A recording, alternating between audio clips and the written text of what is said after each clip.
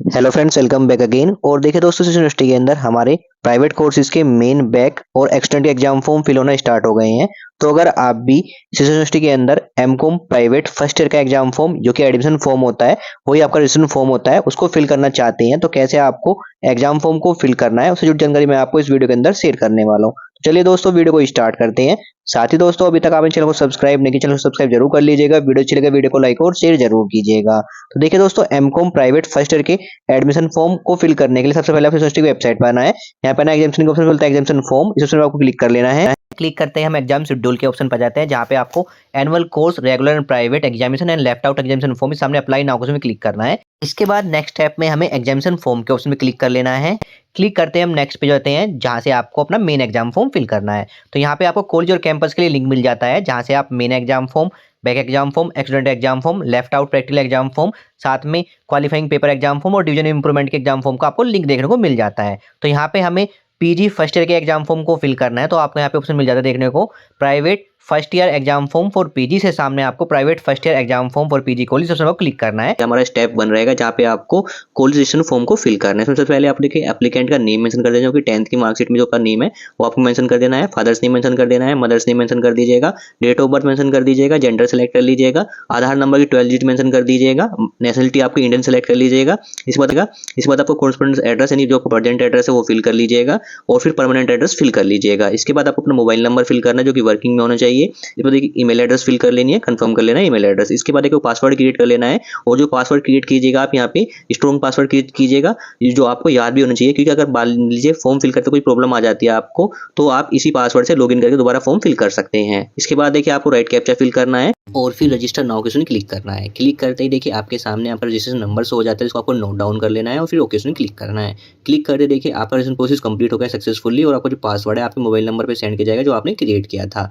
अब आपको अपना नेक्स्ट स्टेप पे आने के लिए क्लिक करना है, क्लिक टू कंटिन्यू ऑप्शन में क्लिक करना है। क्लिक करते हम स्टेप 2 पे आ जाएंगे। यहाँ पे आपको अपनी जनरेशन डिटेल सेलेक्ट करनी होती है। तो सबसे पहले ऑप्शन मिलता है इनकम ग्रुप, आपकी फैमिली किस इनकम ग्रुप में लाई करती है वो इनकम ग्रुप यहाँ पे सेलेक्ट कर लीजिएगा। इसके बाद आपको अपना रिलीजन सेलेक्ट करना है, जो भी आपका धर्म है वो आप यहाँ पे सेलेक्ट कर लीजिएगा ऑप्शन। इसके बाद ऑप्शन मिलता है मैरिटल स्टेटस, आप मैरिड अनमैरिड है वो सेलेक्ट कर लीजिएगा। इसके बाद डोमिसाइल स्टेट क्या है आपका, वो ऑप्शन यहाँ पे सेलेक्ट कर लीजिएगा। अगर आप उत्तर प्रदेश से बिलोंग करते हैं तो उत्तर प्रदेश सेलेक्ट कर लीजिएगा, अदर स्टेट से बिलोंग करते हैं तो अदर स्टेट सेलेक्ट कर लीजिएगा। बात करते हैं अगर आप अदर स्टेट सेलेक्ट करते हैं तो आपकी जो कैटेगरी रहेगी वो आपकी जनरल रहेगी, और साथ में आपको अदर स्टेट का होने के रीजन से आप कुछ यहाँ पे 5000 समथिंग रुपीज़ आपको एक्स्ट्रा फी भी पे करनी होगी। तो आप अपने हिसाब से अपना डोमिसाइल स्टेट सेलेक्ट कर लीजिएगा। इसके बाद अगर आपका डोमिसाइल सर्टिफिकेट बना हुआ है तो आप यहाँ पे डोमिसाइल सर्टिफिकेट नंबर मेंशन कर सकते हैं, अदरवाइज यहाँ पे नन मेंशन कर सकते हैं।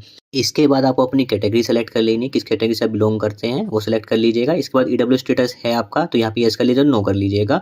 इसके बाद उसमें मिलता है माइनॉरिटी स्टेटस, यानी आप स्टूडेंट माइनॉरिटीज कैंडिडेट हैं तो यस कीजिए, तो नो कीजिए। इसके बाद माइनॉरिटी सर्टिफिकेट है आपके पास तो नंबर मेंशन कर सकते हैं, अदरवाइज यहाँ पे नन मेंशन कर लीजिएगा। इसके बाद उसमें मिलता है रिजर्वेशन कैटेगरी, आप कोई रिजर्वेशन कैटेगरी चाहते हैं तो ऑप्शन सेलेक्ट कर लीजिएगा, तो यहाँ पे नन कर लीजिएगा। इसके बाद रिजर्वेशन कैटेगरी सर्टिफिकेट नंबर है आपके पास तो मेंशन कर लीजिएगा, नन मेंशन कर लीजिएगा। फिजिकल हैंडीकैप है स्टूडेंट तो कैटेगरी सेलेक्ट कर लीजिएगा, अदरवाइज यहाँ पे नन के ऑप्शन को सेलेक्ट कर लीजिएगा। स्पोर्ट्स कोटा चाहते हैं आप तो यस कीजिए, अदरवाइज यहाँ पे नो सेलेक्ट कर लीजिएगा।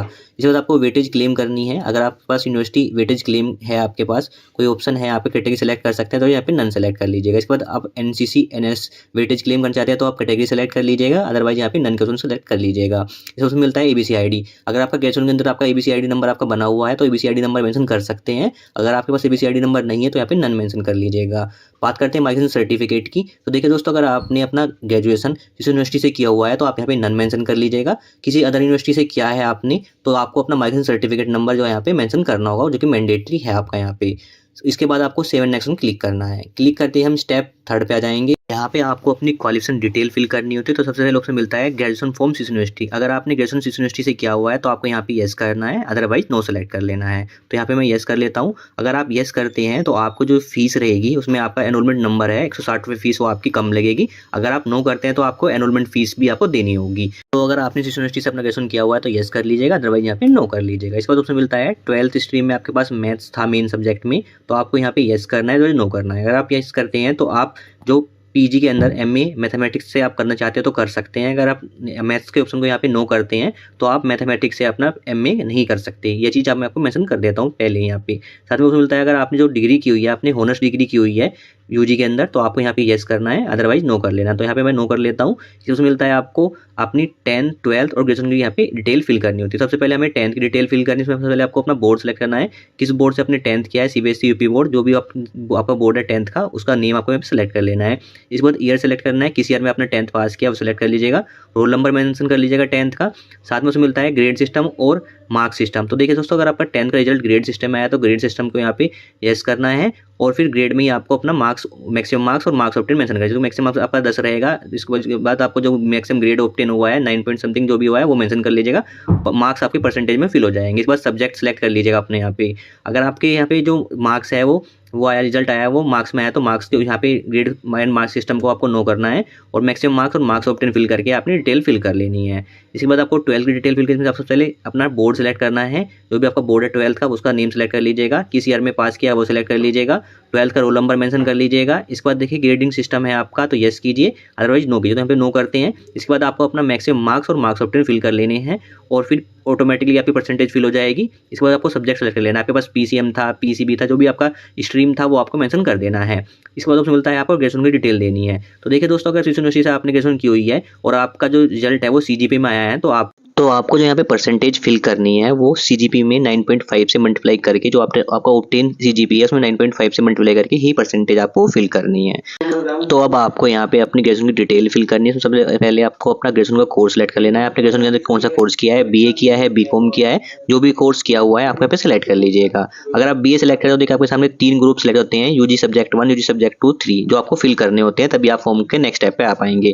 सेम तरीके से बीकॉम सेलेक्ट करते हैं तो अभी आपको 3 सब्जेक्ट्स को करते हैं, जिसमें आपको अपने सब्जेक्ट सेलेक्ट करने के बाद ही आपको नेक्स्ट स्टेप पे आना है। तो यहाँ पे आप अपने हिसाब से अपनी डिटेल फिल कर लीजिएगा। तो यहाँ पे आपने ग्रेजुएशन में क्या किया है, बीए किया है, बीकॉम किया है वो मेंशन कर लीजिएगा, किस यूनिवर्सिटी से किया है वो मेंशन कर लीजिएगा, किस ईयर में किया है वो मेंशन कर लीजिएगा, रोल नंबर मेंशन कर लीजिएगा।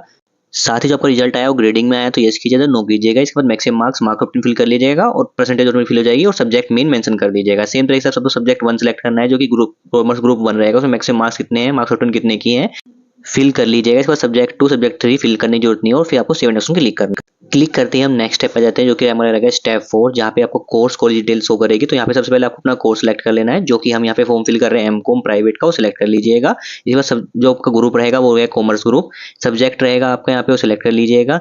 इसके बाद ऑप्शन मिलता है आपको यहाँ पे जो डिस्ट्रिक्ट, किस डिस्ट्रिक्ट के अंदर आपका एडमिशन लेना है वो डिस्ट्रिक्ट का नेम सेलेक्ट कर लीजिएगा। इसके बाद उस डिस्ट्रिक्ट के अंदर जितने भी कॉलेज आ रहे हैं उसकी लिस्ट मिल जाएगी, तो आपको किस कॉलेज के अंदर एडमिशन लेना है वो सिलेक्ट कर लीजिएगा, और फिर सेव ऑप्शन क्लिक करना है। क्लिक करते ही हम नेक्स्ट स्टेप पे जाते हैं, जहाँ पे देखिए आपकी डिटेल्स शो करेगी। साथ में देखिए ऑप्शन मिलता है आपको एक, जो कि है अगर आपने यूनिवर्सिटी से अपना ग्रेजुएशन कंप्लीट किया है तो आपको यहाँ पे यस करना है, और फिर जो आपका ओल्ड एनरोलमेंट नंबर है ग्रेजुएशन का वो मेंशन कर दीजिएगा। इससे क्या होगा, आपका जो 160 रुपीज चार्ज होता है आपका एनरोलमेंट का वो आपका बच जाएगा। अगर आप यहाँ पे नो करते हैं तो आपका जो न्यू एनरोलमेंट के लिए आपको 160 रुपीज आपको एक्स्ट्रा देना होगा। तो हम यहाँ पे यस करते हैं, अपना ओल्ड एनरोलमेंट नंबर मेंशन कर लेते हैं। इसके बाद आपको कोर्स कॉलेज डिटेल मिलेगी और आपके कंपलसरी सब्जेक्ट शो करेंगे।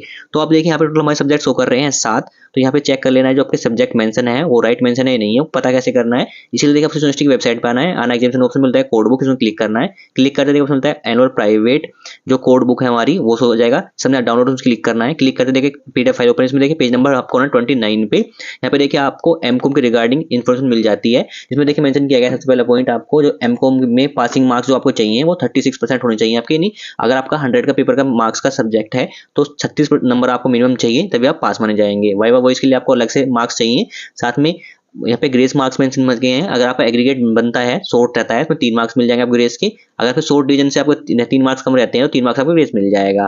फर्स्ट डिवीजन आपकी 60% पे बनेगी, सेकंड आपकी 48% पे, थर्ड आपकी 36% पे आपकी डिवीजन बनेगी। साथ में कैंडिडेट को मेंशन किया गया है मिनिमम, जो यहाँ पे बैक के रिगार्डिंग मेंशन किया गया इन्फॉर्मेशन वो मेंशन कर लीजिएगा। एमकॉम को कंप्लीट करने के जो कोर्स के लिए ड्यूरेशन रखी गई है वो 4 साल रखी गई है। साथ में यहाँ पे मिनिमम जो क्राइटेरिया रखा गया है एग्रीगेट का, अगर आपको टोटल जो फर्स्ट ईयर सब्जेक्ट है वो आपका जो फर्स्ट ईयर है वो 550 का मार्क्स का है टोटल, तो आपको 198 जो मिनिमम मार्क्स पासिंग होने चाहिए सारे सब्जेक्ट मिला के, तभी आप पास माने जाएंगे, तभी आप सेकंड ईयर में पास होंगे। अगर आपको जो सब्जेक्ट है टोटल सारे सब्जेक्ट का मार्क्स 450 है तो आपको 162 मार्क्स आपके रिसीव होने चाहिए। साथ में देखिए MCom first year second year के आपको सब्जेक्ट मिल जाएंगे, लेफ्ट साइड में आपको एमकॉम के सब्जेक्ट मिल जाएंगे। टोटल देखिए यहाँ पे सब्जेक्ट हमें दिए गए हैं जो कि मैंडेटरी है, कोई ऑप्शनल सब्जेक्ट नहीं है यहाँ पे। तो आपको अपने फॉर्म में चेक कर लेना जो सब्जेक्ट आपके मेंशन है वो राइट मेंशन है, यहाँ पे वो चेक कर लीजिएगा। अगर सारे सब्जेक्ट राइट मेंशन है तो आपको सिर्फ सेव ऑप्शन क्लिक करना है। क्लिक करते ही हम नेक्स्ट स्टेप पे जाते हैं, जहाँ पे आपको फोटो सिग्नेचर यहाँ पे अपलोड करने हैं। बात करें फोटो का साइज जो रखना है आपको, वो रखना है 50 KB 100 KB के बीच में। फॉर्मेट रहेगा हमारा जेपीजी फाइल आपको अपलोड करनी है। सेम सिग्नेचर की बात करें, फॉर्मेट रहेगा हमारा जेपीजी फाइल अपलोड करनी है। सिग्नेचर साइज रखना है हमें 10 KB के 50 KB के बीच में। चूज फाइल पर क्लिक करके हमें फाइल अपलोड कर लेनी है। फिर अपलोड फोटो सिग्नेचर पर क्लिक करके हमें फोटो सिग्नेचर फाइल अपलोड कर लेने हैं। इसके बाद हमें सेव एंड क्लिक करना है। क्लिक करते हम आ जाएंगे पेमेंट पेज पे, जहाँ पे देखिए आपको पेमेंट शो करेगी। आप देखिए यहाँ पे जो पेमेंट शो कर रही है हमें एमकॉम फर्स्ट ईयर की शो कर रही है 2940 रुपए।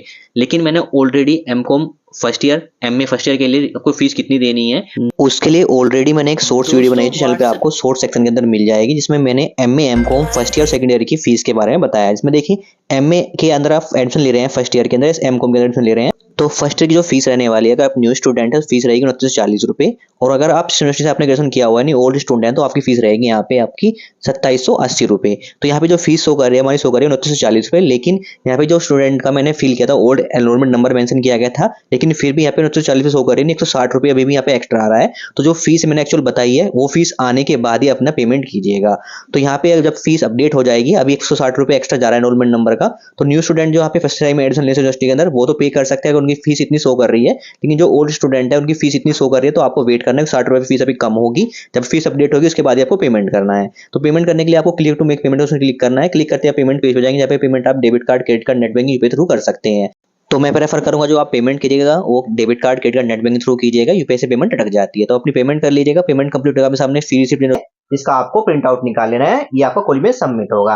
अब आपको अब यहाँ पे होम का उसमें क्लिक करना है। क्लिक करते हैं हम होम पेज पर जाएंगे, जहाँ पे आपको स्टूडेंट लॉगिन का उसमें क्लिक करना है। क्लिक करते देखिए आपको अपना रजिस्ट्रेशन नंबर, पासवर्ड और राइट कैप्चा फिल करके आपको लॉगिन कर लेना। लॉगिन कर देखिए आपको डैशबोर्ड पर जाएंगे, जहाँ पे आपकी डिटेल्स हो करेगी।